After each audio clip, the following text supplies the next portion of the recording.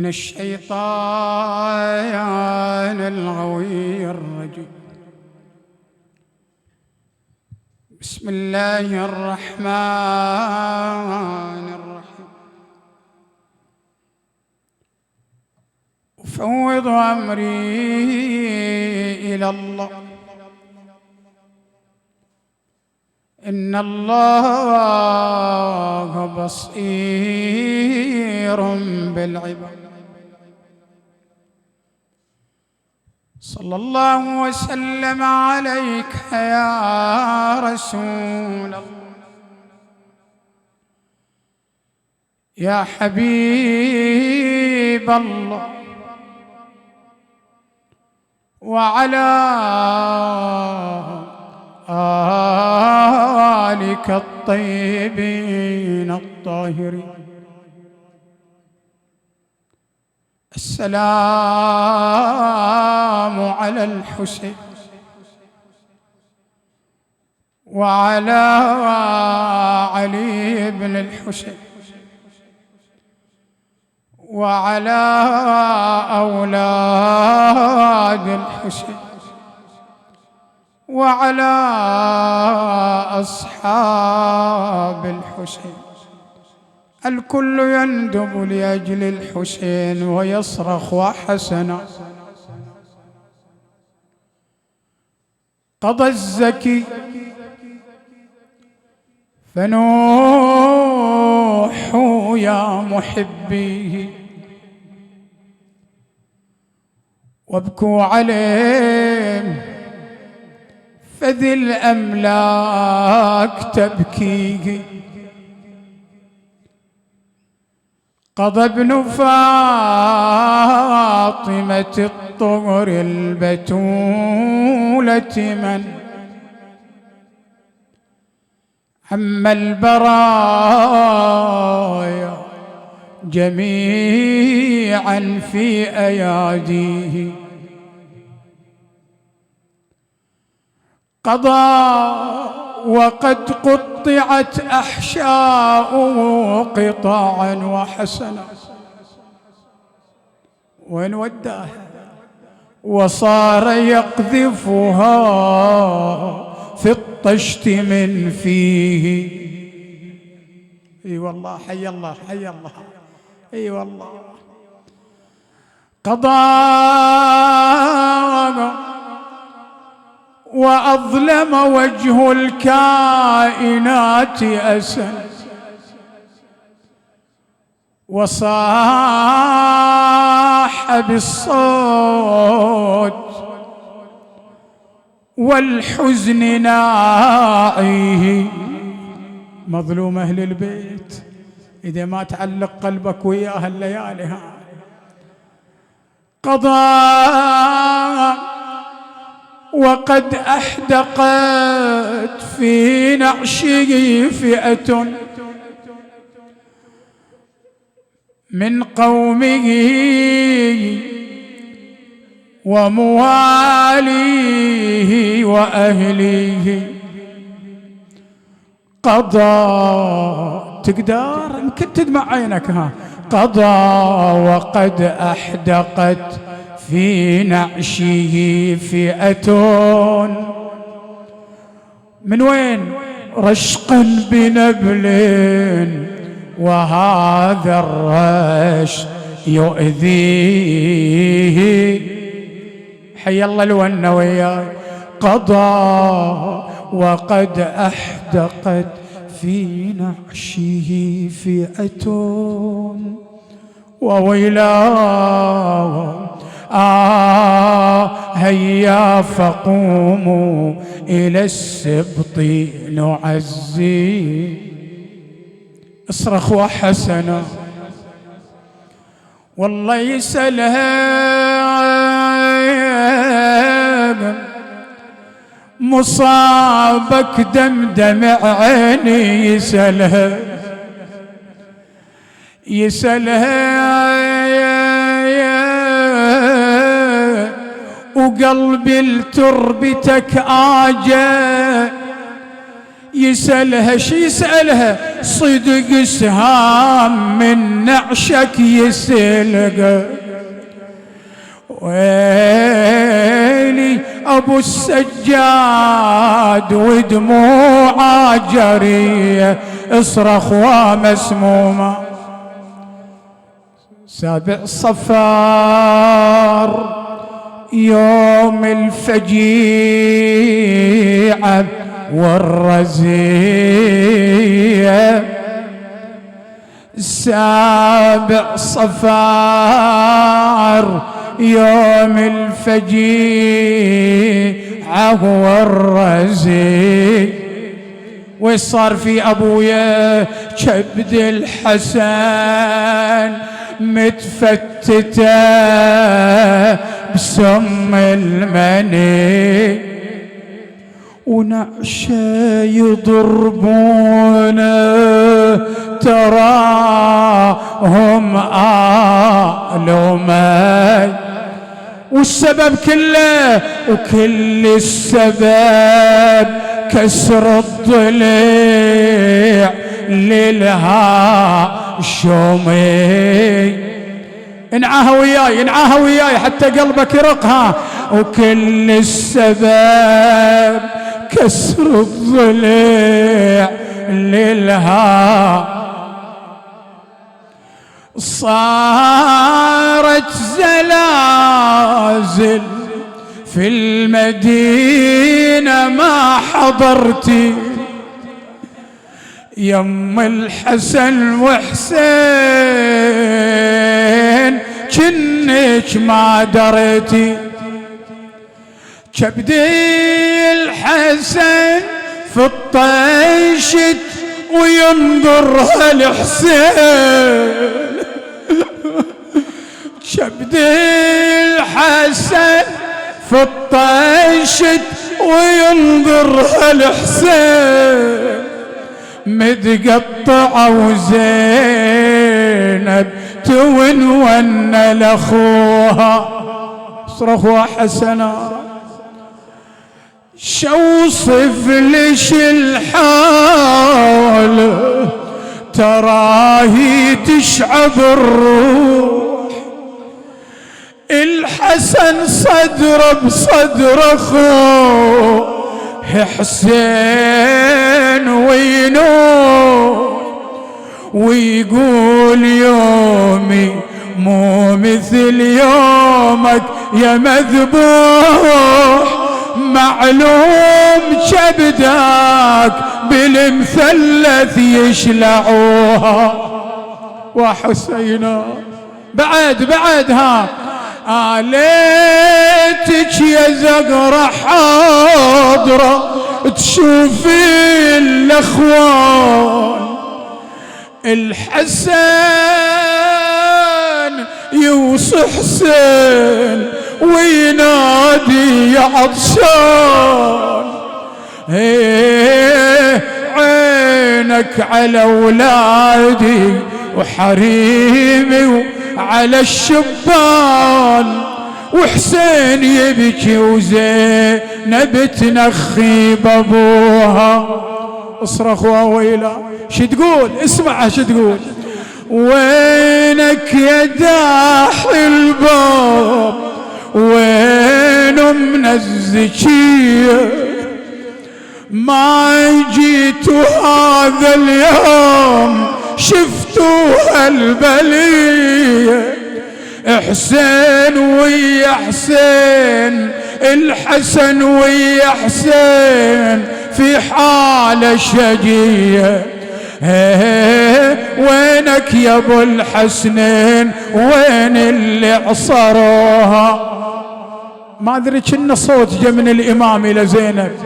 لك يوم يا زينب تشوف حسين معفور والشمر جاث على الصدر والنحر منحور.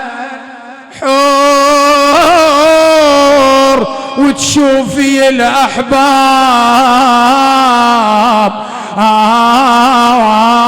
وكل ضلع مكسور. وتشوفي النسوان لعدا يسلبوها. لك يوم يا زينب تشوفينه معفر والشمر بنعاله على الصدر المطار. نادت بعالي صوتها الله أكبر. وينك يا جد تشوف هالفجعة الدمية؟ أين المنادي وحسنا المرجع لله.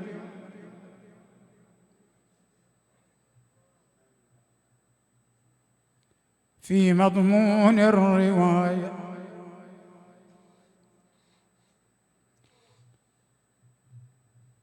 عن النبي الأعظم صلى الله عليه وآله وسلم أنه رأى فاطمة عليه السلام قد أقبلت بالحسن والحسين عليهما السلام، فأشار يا فاطمة أما الحسن فله مني هيبتي وسؤددي، وأما الحسين فله مني جودي وشجاعتي. تتنزل الأملاك من أعلى سماء عصر الخميس لحد ثاني مغربي، يقضون في الجمعات خير مهمة وكلت لهم بمفضض ومذهب، أقلامهم ذقب على قرطاسهم لا يكتبون إلا الصلاة على النبي.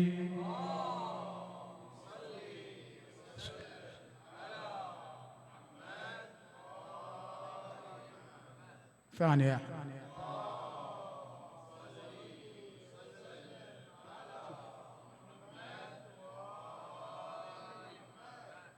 اللهم صل وسلم.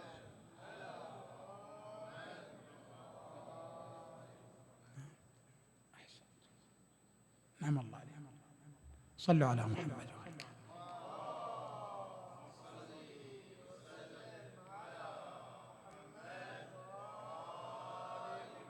لشفاء المرضى.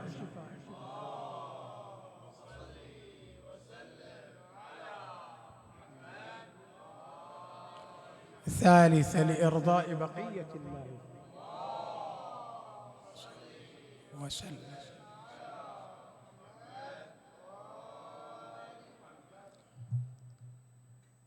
قضية الروح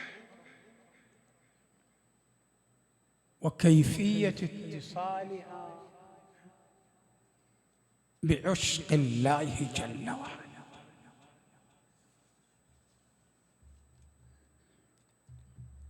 لا تتطيب الروح إلا بأفضل سيرة في العالم، وعندما يرتقي العبد إلى جماله وكماله ويبحث عن الأفضل يعتلي إلى الأكمل. اعتلى إلى الأكمل إذن وصل إلى باب العلماء. باب العلماء لا يرى إلا من باب واحد، باب مدينة النبي محمد صلى الله عليه وسلم. الله صل وسلم. إن الذي يهوى الجمال يتوق نحو الأجمل، والباحثون عن الكمال عيونهم للأكمل. وأنا عن المفضول مشغول بحب الأفضل. والعلم في شرف الفضائل في المقام الأول. وبحثت عن باب المدينة كي أفوز بمدخلي. هذا هو باب من النور الذي يهدي لأطهر منهل، وعليه مكتوب بخط جبرائيلي جلي: لا سيف إلا ذو الفقار. إذن ها هو الباب. المنهل لما الإنسان ينهل لازم يبحث له إلى منهل يعلمه كيف يمشي على طريق الصحيح. لما تجي إلى السيرة ماكو أعظم من الأئمة مشوا بحذافيرها في قول النبي وفعله، حتى الإنسان يرتقي بعقله اللي أعطاه الله إياه ويوصله بصلاح. لابد من صلاح. يرى ما هي السيرة المباشرة التي تعلق قلبه بمعشوقه. لا يرى إلا هم. تاريخ متواتر. ليس بإنسان ولا عاقل من لم يع التاريخ في صدره، ومن وعى التاريخ في صدره أضاف أعمارا إلى عمره. يعني من عمر إلى عمر يتكيف الإنسان بالأفعال الخيرة. شلون يعني؟ أنت لازم تنظر بالبصيرة، ولا أنا عين أنظر فيها، لكن هل القلب استوعى سيرة الإمام المجتبى سلام الله عليه؟ يمكن يقول واحد مظلوم جيب ظلامته، لا، جيب السيرة الطيبة له. شلون أنا أمشي حتى أكسر ظلامته؟ واضح؟ أكسر هالظلامة بسيرة متواترة من أول ولادته في السنة 3 للهجرة. من أول الولادة تعرف بأنه جمع بين النبوة والإمامة. أول سبق يجمع بين النبوة والإمامة. النبوة من جهة فاطمة عليه السلام أبيها، والإمامة من جهة من؟ أمير المؤمنين سلام الله عليه. خلنا ناخذ، والله هذا طريقين على مستوى. وبدأ هالسيرة الطيبة ابدأها إذا هو صغير وغلام، وبث إلينا المعلومات الطيبة، وإنت تنتهج نهجه. ما عليه اسمحوا لي، هذه مي فلسفة، هذه لازم الإنسان ينهج قلبه مع الإمام حتى شنو تصير سيرة طيبة مع الإمام. ليش؟ ما احنا طيبين مع طيبين إن شاء الله، طيب النفس مع الإمام، لكن يحذر الإنسان من إبليس الرجيم. يجي لك في أصغر الشغلات وغير إلك منهاجك الحق إلى باطل. شلون يعني؟ أنت ترى عندنا احنا فئات في المجتمع، فئات في المجتمع اتاخذ كل صغيرة وكبيرة بحذافيرها لإرضاء الله جل وعلا. رضى عنك الله يعني رضى عنك الإمام. شلون؟ ابحث لي. انتو نرفع شهر. انت تطالع في المجتمعات عندنا فئتين: فئة حاطة بس الإمام في نظرها، واضح؟ ركز فيها، حاطة بس الإمام في نظرها، إرضاء بقية الله يعني إرضاء الأئمة بأكملهم، صح لهم صح؟ لما ترضيهم يتعلق قلبك بالله، بترضي النبي وعترته الأطهار، بنجي في هالمجلس هذا مكون نفسك من كل شيء حتى تكسر إبليس. شلون يعني؟ تشوفه من يطلع يبث قدمه دموعه تجري، قبل ما يطلع من منزله صابغ الوضوء المستحب. وين بيروح؟ أروح لمجلس الإمام الحسن عليه السلام. واضح؟ بدأ يشتغل ويا الإمام، هذا شغل ويا الإمام، لأنك إذا اشتغلت صح ويا الإمام كل أمورك تصير طيبة. ترى لا، ما تشوف إلا هالرجل هالطيب هالمخلص يتحول كل بدنه وجسمه وروحه مع الإمام شنو بأوراد يشتغلها من بيته إلى مجلس أهل البيت. صح لو صح؟ يتحول إلى شنو؟ إنسان عبادي، يجيب ذكر الصلاة على محمد وآل محمد. الله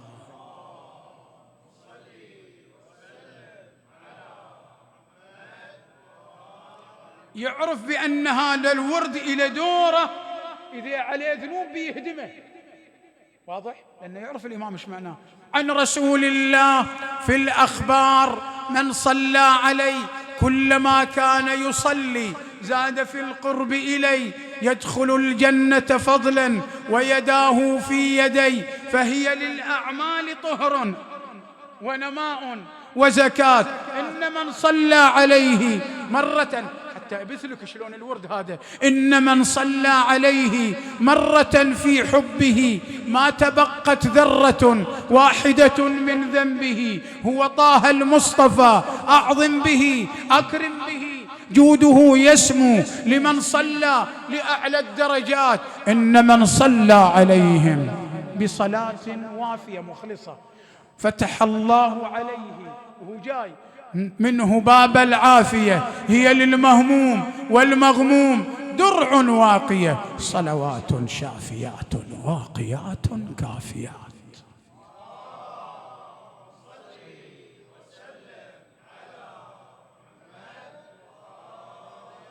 وصل الماتم هالمخلص، شاف جنة قدامه.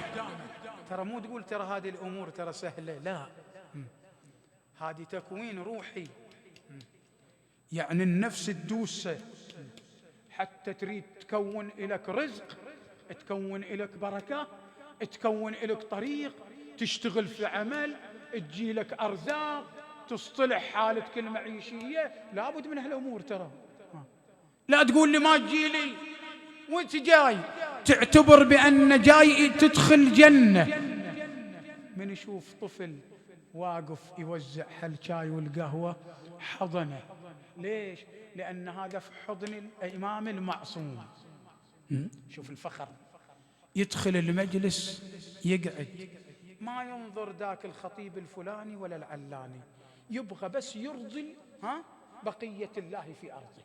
واضح؟ يشوف ذاك مثلا شاف مبتدئ قاعد على المنبر يشرح شيء، ما يقول أنا أسمع، ليش أسمع؟ لا، ينصت له. وإذا ذاك يبث له موعظة ونصيحة، هذا الكبير عمره ما سمعها، ويقول الله كانت هذه ناقصتني وهذا وعظني فيه. هذا يسموه المخلص. أما اللي شغلته الدنيا، اسمحوا لي جميعا، يا ذا ما تقدر عليه أصلا.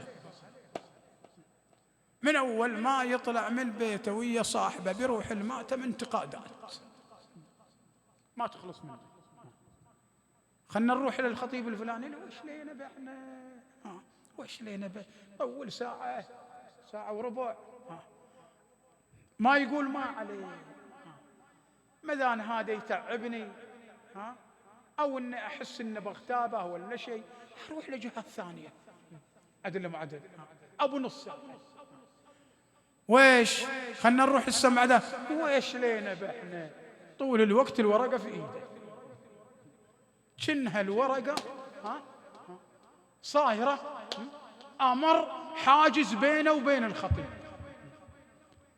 هو أهم شيء يوصل لك معلومات عدل معدل، أهم شيء يعطيك شيء فايدة فيه، تويش لك بهالشغلة هذه. لا، وصل حاطين لنا واحد صغير يوزع بركة. هذا الصغير ده مو خادم من الحسين، دخل المجلس الله يعيننا، شاف فلان من الناس، وش لين احنا نجو فلان موجود، انت الحين اذا انت جاي الى مآتم اهل البيت، وش هالحقد اللي حاط لنا في قلبك؟ ويش هالصلاة اللي بتقيمها عند رب الأرباب؟ أنت تصلي وحاقد على فلان وعلان، طبق حاجز بينك وبين الله، صح ولا مو صح؟ حاقد بعد. دخل شو حاطين لنا فهالماتم كم سماعة، حاطين هالمكيف هالشكل ما يعجبه شيء، الباب حاطينه في جهات ثانية، وايش هالنافذة هذه مسوينها الشكل ابدا.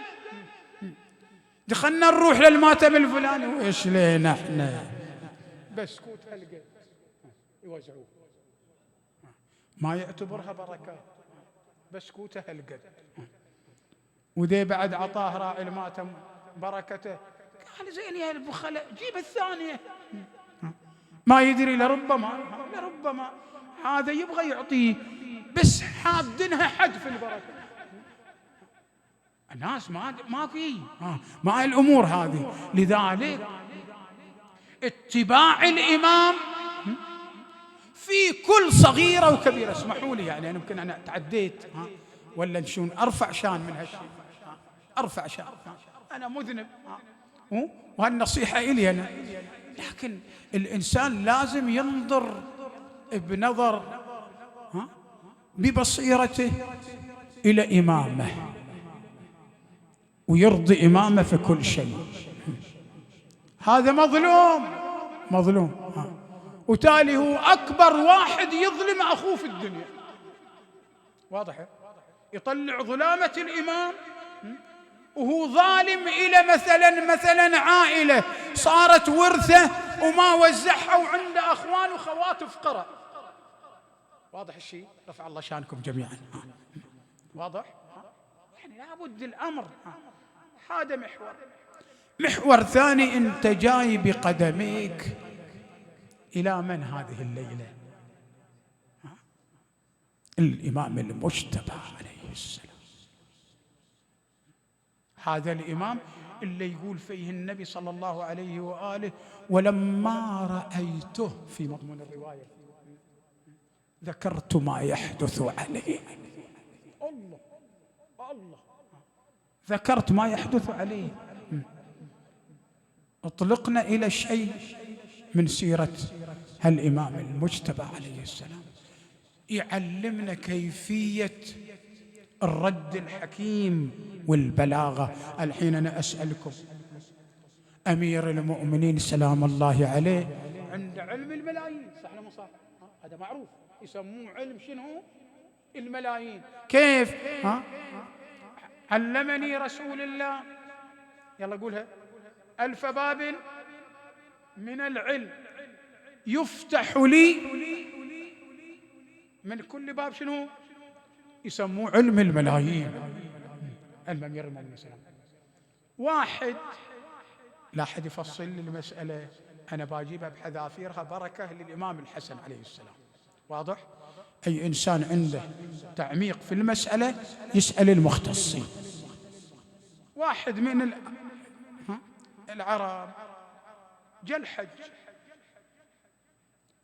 شاف بيض نعامة كسرها وأكلها رغم أنه يعرف أن فيها حكم. هذه من متروكات شنو؟ الحج. واضح؟ جاء إلى أمير المؤمنين سلام الله عليه، أول شيء صار يسأل: أروح لمن؟ جاء في الرواية قال: إلى الأصلع، يعني إلى أمير المؤمنين سلام الله عليه. جاء إلى أمير المؤمنين سلام الله عليه، دخل عليه، جلس عنده، كان بين يديه الحسن والحسين عليهما السلام، غلامين. يوم قال: سيدي ومولاي، صار لي هالشكل وهالشكل. إيش قال أمير المؤمنين سلام الله عليه؟ قال: اسأل الغلامين. يعني علمي هو علم الإمام الحسن وعلم الإمام الحسين عليهم السلام، وعلم الإمام الحسن والحسين عليهم السلام من علم من؟ ردوه وياي، من علم أمير المؤمنين سلام الله عليه. قال حتى تفك هالمسألة هذه اللي عندك، جيب ناقة، الناقة هذه وش يسوي فيها؟ كرمكم الله يلقحها بالفحولة، واضح؟ الفحولة هذه بيجيب واحد يسموه حوار، عدل معدل، قال له بعدد أكلك البيض، يعني أكلت بيضة واحدة عليها فدية شنو؟ حوار، واضح؟ بيضتين عليك شنو؟ حوارين.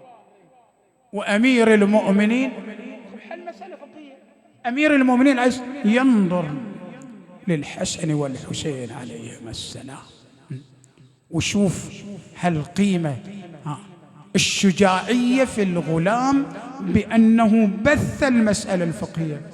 عطنا درجنا، نبغى نوصل للمصيبة، ارجع إلى الإمام الحسن عليه السلام وهو مظلوم أهل البيت، تعال إلى شجاعته. صفين ليلة معركة صفين، ليلة صفين وش يسموها؟ ليلة شنو؟ الحرير. أحسن، ليلة الحرير. وما أدراك، اللي يسألون فيها أمير المؤمنين عليه السلام، هذه بعد مسألة جميلة. يقولوا له، يقول أنا منذ أن قال النبي صلى الله عليه وآله، هذه لفتة بعد اجتماعية، لا تترك صلاة الليل من ذاك اليوم. سأل واحد يبغى يتفلسف، قال له ليلة الهرير كيف تحاربه وتقول أنت تصلي صلاة الليل؟ قال بلى أصلي صلاة الليل. شيء مسألة النوافل هذه غير الفريضة، مسألة النوافل تقدر تصليها في كل وقت، نافلة هي مستحبة، تصبغ الوضوء ونطالع مثلا أنت ما صليت نافلة الصبح وتبغى تصليها ونطالع، هي أقوال صح ولا مو صح؟ زين، ركوع وسجود يقول لك الشارع المقدس وما بشنو أدلة معدل تقيمها، هذه اللي قالها أمير المؤمنين. فصفين كان الإمام الحسن عليه السلام على الميمنة، وهي ليلة ماكو مثلها ليلة. لكن وش نقول إذا ذكرت الحسن؟ وش تذكر حتى يدمى قلبك؟ قول لي. مسموم ومظلوم، أكو مثله؟ مظلوم أهل البيت. شو تقول لليلة؟ تقول لنخوة بأمك فاطم من عصرها الظالم،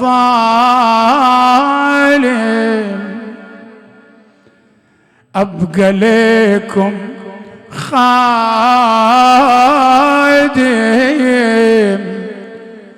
ويرضى عني القائم، يا الحسن مولانا انت كل رجوانا، دمعي لجلك حدار وصوتي باسمك كبار، قول نخوة باللي الطبار وبعلينا حيدر، يا علي يا علي وبعلينا حيدر، يا الحسن مولانا انت كل رجوانا. بعد شنقول؟ نخوة يا باللي دم خضابه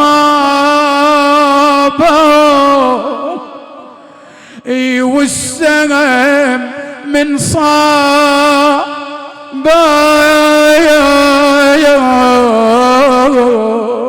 يا علي والفرش اترابه وسلبوا هالثيابه يا الحسن مولانا انت كل رجوانا. الغيور بزينب المهيوب وبالحبل مسحوبة يا علي وعلى الوجه مضروب. وين المنادي وزينبا باللي قبر احجاره وامتنع من زياره ودمع له تجاره سوي لنا شاره. بهذه بزينب الحورة الوديعة وحسين واصحابه ورضيعه اصرخ وويلا والعباس وجفوف القطيعة شافي المرضى وجيعة. شو الصاير لنا في هالشهر ما خلصنا من الحزن يا شيعة. 7 صفر يوم قولها ابغى اعدد اياك المصايب قبل مصيبة الامام الحسن. 5 صفر يوم الفجيعة في الخرابة طفلة رقية تصيح عمه وين با. اعدد لك ما تدري واليها معفر في تراب وياها ابو فاضل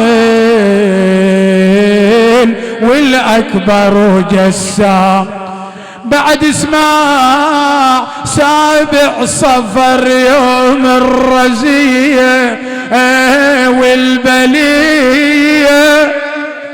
كبد الحسن متفتتة بسم المني ونعشه يضربون تراهم آلما والسبب كله كسر الضلع البنت الكرام. اسمع 17 يوم الحزن وياها الهموم. عددها إليها 8 اليمه الرضا تجرع للاسمه. يا علي قبل ما اجيلك في المصيبة يا علي بديار غربة مات وهو بحر ليعلو وجاء له ولاده من المدينة بدمع سكام. يلا قول وصفر 20 العقيلة ترجع الطاف وتوقف على قبر الولي والدمع ما جف.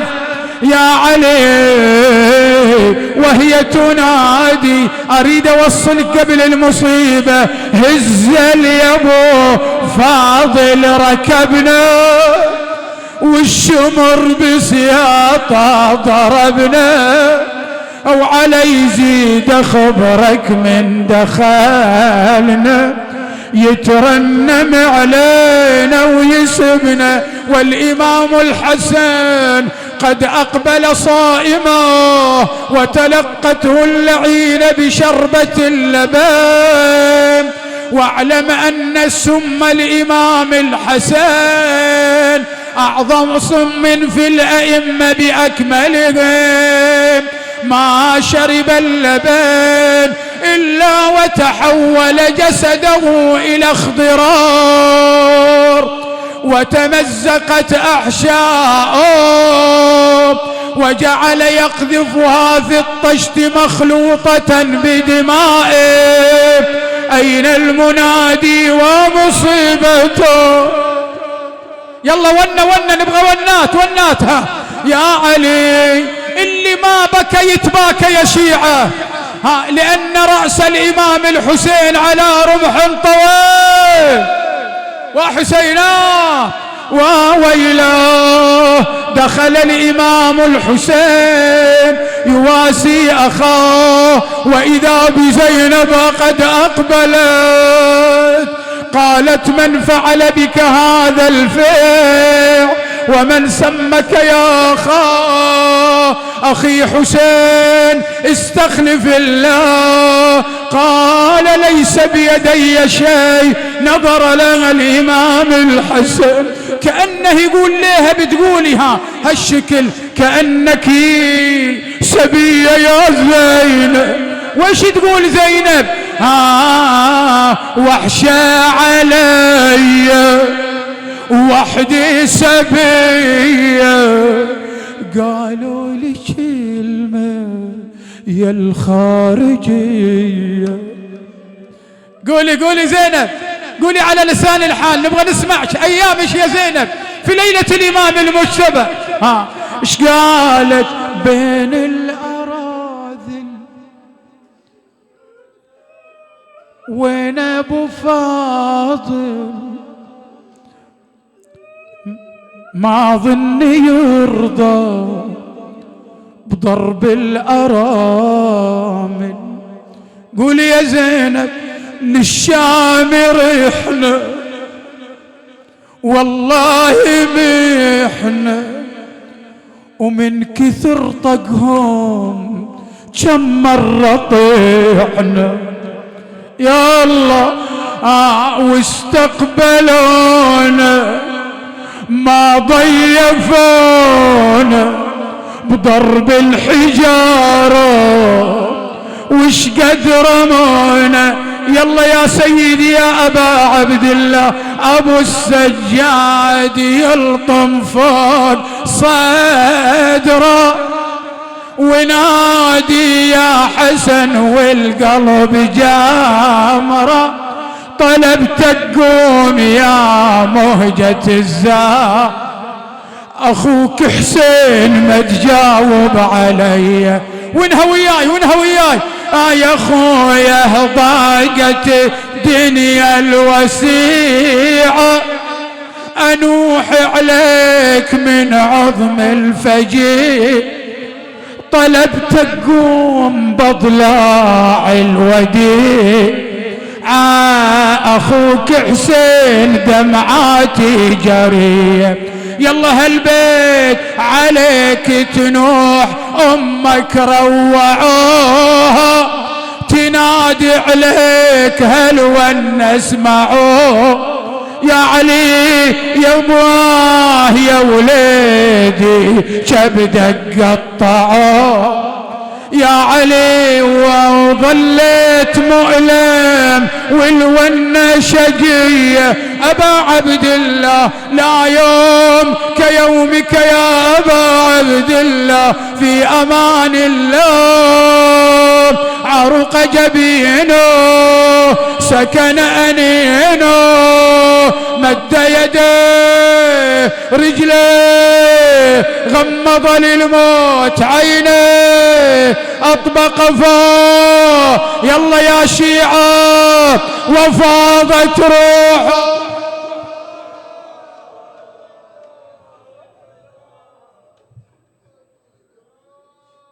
عليك اليوم جسام بن حيبة يدق الراس من عظم المصيبة. أبويا راح أنا منين أجيبه. يلا إلا مستعد إلى لطم الصدر على الإمام ويطلع مظلوميته. يلا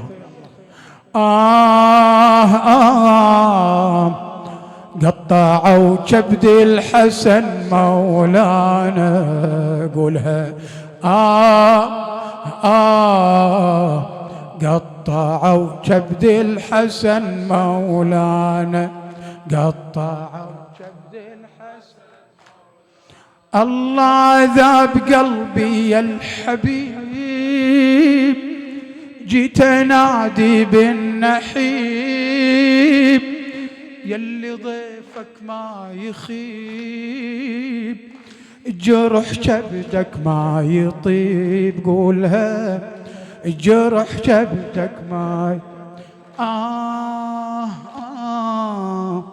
سيدي يومك نعيش احزانه، قطعوا كبد الحسن مولانا، قطعوا كبد ارفع ايدك ارفعها. حاير ما ادري شقول، والدمع على الخد همول، وانها روعوا قلب الرسول، وافجعوا ام البتول، وافجعوا ام البتول. بالعزاء حاضر علي ويانا، بالعزاء حاضر علي ويانا، قطعوا كبد الحسن ارفعها، قطعوا كبد الحسن. ايدك ايدك ها. نلطم بشوق وهيام، نبعث القبر سلام، وخلت تسمعنا اللئام، والله منعوف الإمام. قولها والله منعوف الإمام. يامر لجل نبي عدمانه، قطعوا كبد الحسن. وحد الضربة ها. قطعوا كبد أنا وياك ارفع ايدك. ما تطيح عن رايته، واحنا والله شيعته، نقسم بحق كبدته، ما نمل من خدمته. قولها ما نمل من خدمته. فاطمة من خدمة ترعانا، قطعوا كبد الحسن مولانا، قطعوا كبد الحسن. الله الله نصرخ بجار الدميع، فاطمة وكسر الضليع، وبالجبين المنصفع، على حبان اجتمع. قولوها على حبان اجتمع. شماتي كيد شماتي جور عدانا، قطعوا كبد الحسن مولانا، قطعوا. إلا برا وياي ارفع ايدك آخرها.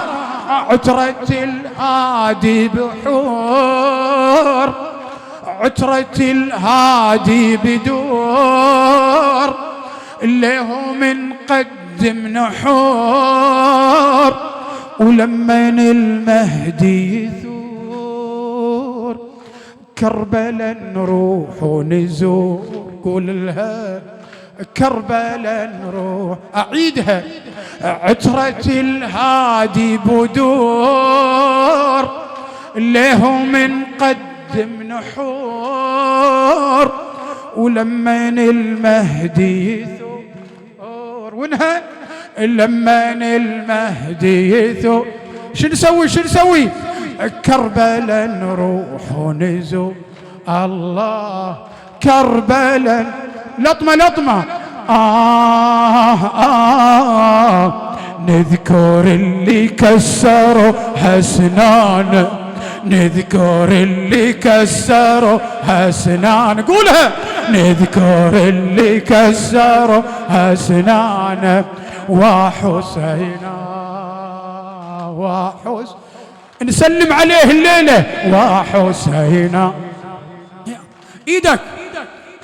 السلام الله على المهدور دمه، سلام الله على المطحون عظمه، سلام الله على قلب الزهرة أمه، تنوحي عليك الصبح مسية، تنوحي عليك الصبح.